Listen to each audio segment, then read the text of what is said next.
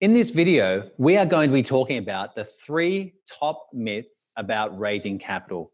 If you enjoy this video, like, share, give it a thumbs up.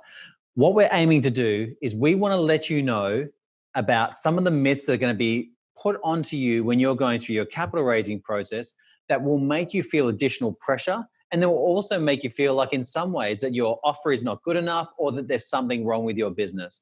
So these 3 top myths are things that I've experienced myself and also that most founders experience when they're actually going through the capital raising process. So let's go through it. The first one is that it only takes 2 to 3 months to raise capital. This is my absolute favorite myth. We've been doing workshops around Australia, Singapore, and the UK, and I always ask this question. I always ask who's been able to complete a capital raising from start to finish within a 3-month process. In a room full of 100 people, typically there'll only ever be one hand that goes up. And often it's by accident the way it's actually taken place. The truth is, capital raising takes time. And in fact, most capital raises can take anywhere from 6 months up to 18 months. Even the capital raises that in the media say that it's taken 3 months or 6 months or whatever, they've often been worked on behind the scenes for 6 months beforehand. One of my favorite stories is a good friend of mine. They had an article come out about their capital raising, and they mentioned about how their capital raising closed within a week. And so, of course, I'm seeing an email going, how on earth did you close a capital raising within a week? This is a few years ago. And his first reply was, well, it's simple. I've been working on it for 12 months. So this is the first thing that you need to get in your head. Very few, if ever, many companies are able to achieve a capital raising in 2 to 3 month period. So know that it is going to take longer than that, right? And the truth is, I've never seen any corporate advisors offer companies 2 to 3 month mandates for their capital raise, because they also know it takes longer than that to raise money. So that is capital raising myth number 1. Number 2 is that advisors and corporate finance and investment banks are using sophisticated or analytical tools to actually go through the capital raising process. Often they're not.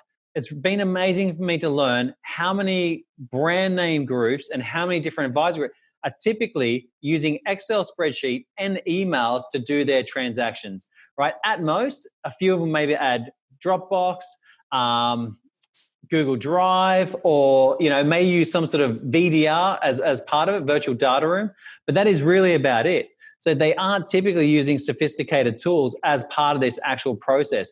In fact, less than 20% of the people that we surveyed even use email tracking software.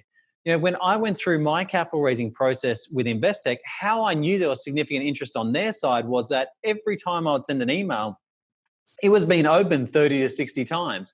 So I knew that they were going through their internal processes with the raise. Right? If you are not using analytics as part of your capital raise, you are absolutely going through your capital raising blind, right? So I highly encourage companies to do that, but do not think that the person that you're working with is using sophisticated tools as part of it. The other part that I'll say to you is that if you're going through a capital raise and you've engaged an advisor or a corporate finance team to do it, I would be asking to get access to visibility over who it's going to, right? And also what's actually happening inside the deal room. Because I know from my own experience and from a lot of the founders we work with, often they don't have any line of sight or any visibility over what's going on with investors at all during the capital raising process. So they're really just relying on basically the conversation of a third party, right, to understand what their future looks like, right? And sometimes I've heard plenty of companies being caught short as part of that. So make sure you have visibility to that. So that's capital raising myth number 2. Number 3 is that VCs are the main investors. Now, look, we do a lot of work with VCs, and also we're very well aware that VCs themselves will say that they invest in less than 1 in 100 companies. In fact, my favorite ratio was one said that they invested in one deal out of looking at 818. The highest I've heard is one deal in 1,000. So if VCs aren't the main investors, then why do they get the most sort of, I suppose, media attention? Why is there so much infrastructure around how to pitch VCs and so forth? From our experience, we've seen that high net worths, family offices, and also industry participants most frequently drive the investment in this space. Now, obviously, Australia's had a lot of VC money come into it, which is fantastic, and we'd obviously love to see more.